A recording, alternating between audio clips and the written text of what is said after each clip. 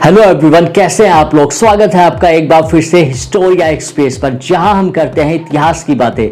Guys, अगर आप इस चैनल पर पहली बार आए हैं तो प्लीज़ यार चैनल को सब्सक्राइब कीजिएगा और सपोर्ट कीजिएगा। अगर वीडियो आपको पसंद आती है तो वीडियो को लाइक कीजिएगा और शेयर करने में बिल्कुल भी कंजूसी मत कीजिएगा। इस चैनल पर लास्ट वीडियो जो मैंने अपलोड की थी वो थी भारतीय सेना की महानायक अब्दुल हमीद के बारे में, जिन्होंने अपने दम पर 1965 के वॉर में पाकिस्तान के छक्के छुड़ा दिए थे। इस महानायक के बारे में जानने में अगर आप दिलचस्पी रखते हैं तो नीचे डिस्क्रिप्शन में मैंने उस वीडियो का लिंक शेयर किया है और ऊपर आई बटन पर क्लिक करके भी आप उस वीडियो को देख सकते हैं। तो आज हम बात करने वाले हैं इस वीडियो में एशिया की सबसे बड़ी और दिल्ली की सबसे सुरक्षित माने जाने वाली जेल तिहाड़ जेल के बारे में।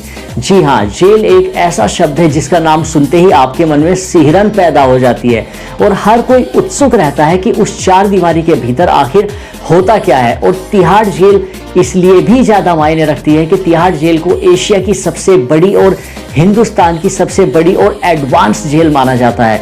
इस वीडियो में आज मैं आपको डिटेल्स में बताने वाला हूं कि तिहाड़ जेल का रूटीन क्या होता है, वहां पर अगर आप कोई गलती करते हैं तो क्या पनिशमेंट दी जाती है, वहां की मेडिकल फैसिलिटीज क्या होती हैं और वहां का सुबह से शाम का या फिर पूरे वीक का रूटीन क्या होता है। वीडियो को स्किप मत कीजिएगा, तभी आपको चीजें समझ में आएंगी। और अगर वीडियो आपको अच्छी लगती है तो शेयर भी कर सकते हैं और वीडियो को प्लीज लाइक भी कर दीजिएगा। अगर आप मुझे इंस्टाग्राम पर फॉलो करना चाहते हैं, मेरी इंस्टाग्राम आईडी नीचे आपको दिखाई दे रही होगी, historia_express।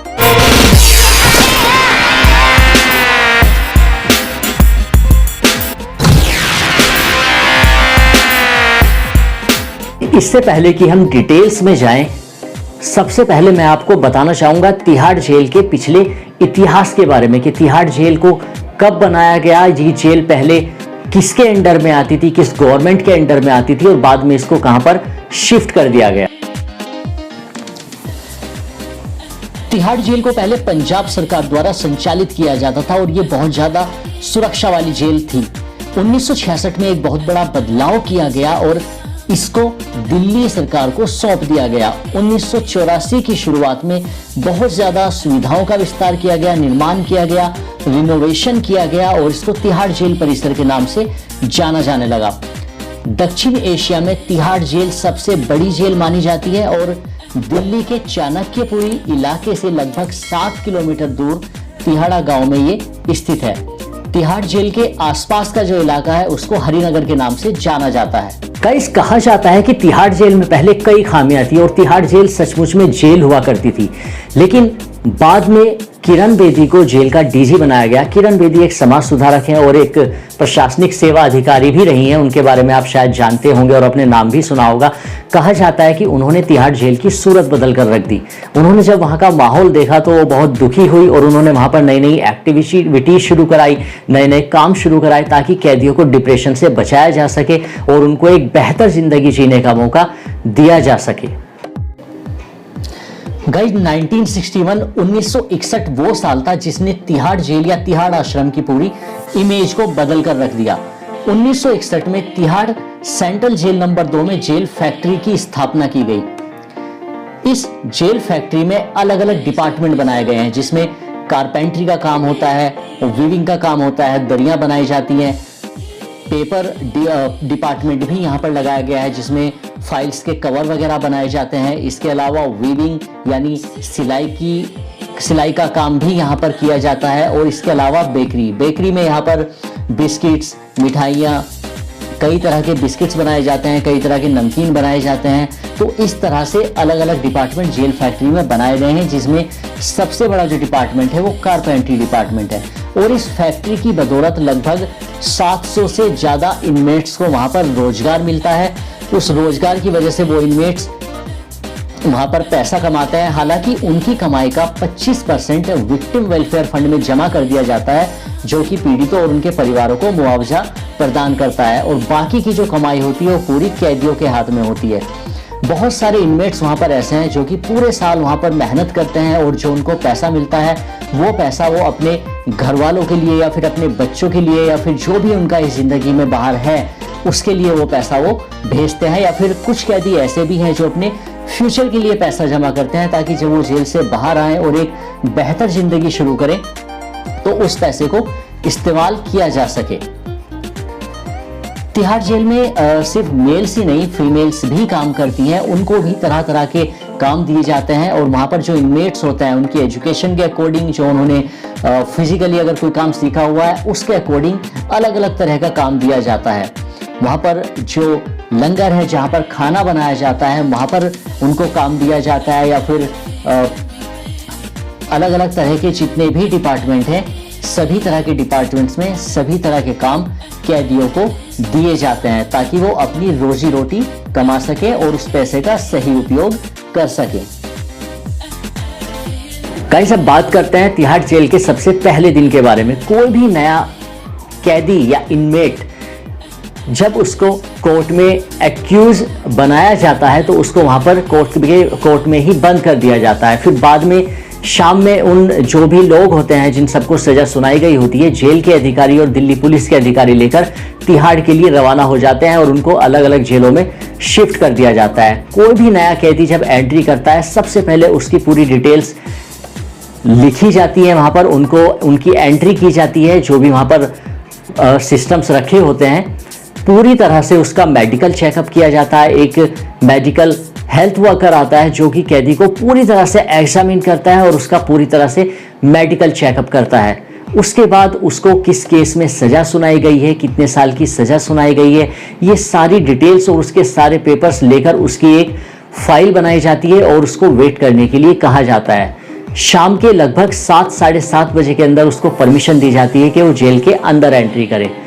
जब मेन गेट से कैदी अंदर जाता है तो अंदर का माहौल देखकर एक बार तो पूरी तरह से सिहर जाता है, क्योंकि वो एक नई दुनिया में आ चुका होता है। एक ऐसी दुनिया जहां पर दूर दूर तक कोई भी उसका अपना दिखाई नहीं दे रहा होता और आने वाले वक्त में भी कोई अपना दिखाई नहीं देगा।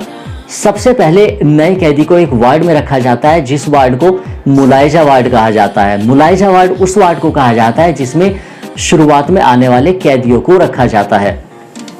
शाम में उनको खाना खिलाया जाता है जिसमें 2 से 3 तरह की सब्जी होती है, चावल होते हैं और इसके अलावा उसको एक जोड़ी कपड़े दिए जाते हैं, जूते दिए जाते हैं, चप्पल भी प्रोवाइड कराए जाते हैं। ब्रश, टूथपेस्ट, साबुन और ज़रूरत का जो भी सामान होता है वो सभी उसको मुहैया कराया जाता है ताकि उसको कोई भी किसी भी तरह की दिक्कत ना हो।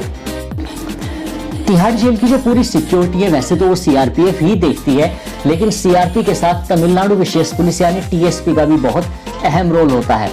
टीएसपी यानी तमिलनाडु पुलिस तिहाड़ जेल को 24 घंटे सुरक्षा प्रदान करती है। सिर्फ जेल के बाहर ही नहीं, जेल के अंदर भी हफ्ते में 1 या 2 बार सर्चिंग ऑपरेशन चलाया जाता है, ये पता करने के लिए कि कहीं कोई इनमेट किसी इलीगल एक्टिविटी में इन्वॉल्व तो नहीं है। लगभग 3 दशकों से भी ज्यादा से टीएसपी की पूरी बटालियन को नई दिल्ली की तिहाड़ जेल में सुरक्षा ड्यूटी पर तैनात किया गया है और टीएसपी की पुलिस इकाई का जो प्रदर्शन है वो पिछले काफी समय से विभिन्न अवसरों पर उसको सराहा गया है, दिल्ली सरकार के द्वारा भी और होम मिनिस्ट्री के द्वारा भी।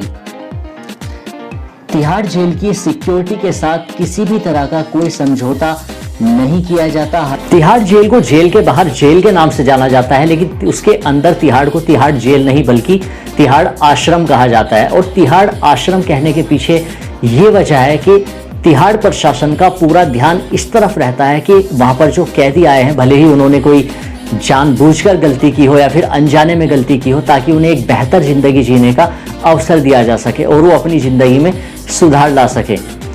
तिहाड़ में अगर हम मेडिकल फैसिलिटीज़ की बात करें तो तिहाड़ में एक छोटा सा हॉस्पिटल होता है जिसे ओपीडी कहा जाता है। कोई भी नया इनमेट जब वहाँ पर जाता है तो उसका एक कार्ड बनाया जाता है। उस कार्ड पर उसकी पूरी डिटेल्स होती हैं, उसका वजन कितना है, उसका ब्लड प्रेशर कितना है, उसको कोई बड़ी बीमारी तो नहीं है। और उस समय ड्यूटी पर जो भी मेडिकल ऑफिसर होता है वो पूरा उसको एग्जामिन करता है, उसका पूरा मेडिकल चेकअप किया जाता है। यही कार्ड जब तक वो कैदी उस जेल में रहता है उसके काम आता है। वहाँ पर किसी भी तरह का कोई भी पैसा किसी भी मेडिकल हेल्प का नहीं लिया जाता। मेडिकल फैसिलिटीज़ के अंतर्गत जो भी सुविधाएं कैदी को मिलनी चाहिए वो मुहैया कराई जाती हैं बिना किसी चार्ज के। इसके अलावा जो दवाइयां वहाँ पर दी जाती हैं वो बिल्कुल फ्री होती हैं और लगभग 5 से 6 डॉक्टरों का स्टाफ होता है जो 24 घंटे तिहाड़ में उपस्थित रहता है। एक रोस्टर बनाया जाता है, रोस्टर के अकॉर्डिंग डॉक्टर्स को ड्यूटी दी जाती है कि वो लगभग 8 से 9 घंटे की ड्यूटी करें, और एक डॉक्टर के साथ लगभग 2 नर्सिंग स्टाफ के लोग होते हैं जो कि 24 घंटे वहाँ पर तैनात रहते हैं, ताकि इमरजेंसी में किसी भी कैदी को अगर कोई परेशानी होती है तो उसका चेकअप किया जाता है। इसके अलावा वीकली काफ़ी सारे स्पेशलिस्ट वहाँ पर आते रहते हैं, जैसे आई चेकअप करने के लिए, या फिर एड्स से रिलेटेड सजेशन या सुझाव देने के लिए, या फिर डेंटिस्ट। तो इस तरह के अलग अलग जो स्पेशलिस्ट होते हैं वो वीकली वहाँ पर आते हैं और बिना किसी चार्ज के कैदियों का चेकअप करते हैं, उनको सुझाव देते हैं और उनको मेडिसिन भी प्रोवाइड कराई जाती हैं। मेडिकल से रिलेटेड किसी भी तरह की परेशानी किसी भी कैदी को नहीं होने दी जाती। इसके अलावा अगर किसी कैदी को कोई ऐसी बीमारी है जिससे जेल प्रशासन को ये लगता है कि जेल के अंदर इसका इलाज नहीं किया जा सकता, तो जेल सुपरिटेंडेंट के ऑर्डर लेकर उस कैदी को सिक्योरिटी के साथ जेल के बाहर हॉस्पिटल में भेजा जाता है, लेकिन उसकी सेहत से किसी भी तरह का कोई समझौता नहीं किया जाता। तिहाड़ जेल में लगभग हर धर्म के इनमेट्स होते हैं और तिहाड़ जेल प्रशासन इस चीज का पूरा ध्यान रखता है अपनी तरफ से कि किसी भी इनमेट्स के साथ किसी भी तरह का कोई धार्मिक भेदभाव ना हो। तिहाड़ जेल में जितने भी वार्ड बनाए जाते हैं, लगभग हर एक वार्ड में नमाज पढ़ने की जगह दी जाती है, पूजा करने की जगह दी जाती है। चाहे कोई इनमेट्स किसी भी मजहब का हो, किसी भी धर्म का हो, उसे पूरी छूट होती है कि वो अपने मजहब के आधार पर सभी अपने धार्मिक कार्यों को निपटा सके। चाहे नवरात्रे आते हों या फिर रमजान आते हों, सभी त्योहारों के हिसाब से सभी तरह का खाना बनाया जाता है, उन्हें मुहैया कराया जाता है और हर तरह से ध्यान रखा जाता है कैदियों का कि किसी तरह से वो डिप्रेशन की हालत में ना जाएं। लगभग हर जेल में एक कैंटीन होती है जो कि कैशलेस होती है। यहाँ पर एक बात मैं आपको बताना चाहूँगा, पूरे तिहाड़ जेल में पूरा कैशलेस सिस्टम है। वहाँ पर एक ATM कार्ड की तरह आपको एक कार्ड दिया जाता है और हर हफ्ते जेल के 2 कर्मचारी जो कि इनमेट्स ही होते हैं आकर कैदियों से पूछते हैं कि वो अपने कार्ड में कितना बैलेंस डलाना चाहते हैं, और उन्होंने जितना भी पैसा डलवाना होता है अपने कार्ड में वो उनको नोट करा देते हैं और लगभग 3 से 4 दिन के अंदर वो पैसा उनके कार्ड में ट्रांसफर कर दिया जाता है, ताकि वो कैंटीन से जाकर अपनी ज़रूरत का कोई भी सामान खरीद सके। कैंटीन पर लगभग वही सामान अवेलेबल होता है जो आपको नॉर्मली बाहर मिल जाता है, चाहे वो अच्छी क्वालिटी के साबुन हो या फिर टॉवल हो या फिर लोवर हो या जैकेट्स वगैरह हो। तो इस तरह से कोई भी कैदी अपने पैसे का सही इस्तेमाल वहाँ कर सकता है, लेकिन कैश लेन देन पर पूरी तरह से पाबंदी है। अलग अलग तरह के ग्रुप वहाँ पर बनाए गए हैं। हर जेल में लगभग 4 से 5 लोगों के अलग अलग ग्रुप होते हैं। कुछ लोग जिनको सैलून का काम आता है या कटिंग का काम आता है, उनका एक अलग से ग्रुप बना दिया जाता है और वो हर वार्ड में जाते हैं ताकि लोगों की शेविंग हो सके, टाइम पर उनके बाल काटे जा सकें। इसके अलावा कुछ लोग होते हैं जो सीवर का काम जानते हैं, तो उनको एक अलग से काम दे दिया जाता है कि तिहाड़ जेल के अंदर जितने भी सीवर हैं वो उन सभी सीवर की सफाई करेंगे।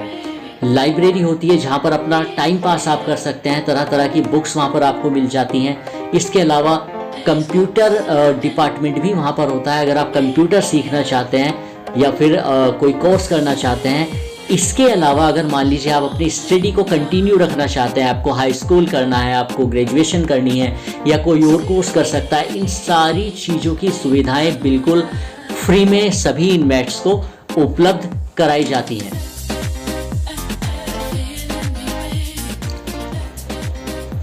जेल के लंगर में जो इनमेट्स के लिए खाना बनाया जाता है, उस खाने को रिव्यू के लिए वहाँ के सीनियर मेडिकल ऑफिसर के पास भेजा जाता है ताकि वो उसको अप्रूव कर सके, और सीनियर मेडिकल ऑफिसर के अप्रूवल के बाद ही उस पर काम शुरू किया जाता है और अगले पूरे 1 हफ्ते के लिए वही खाना बनाया जाता है।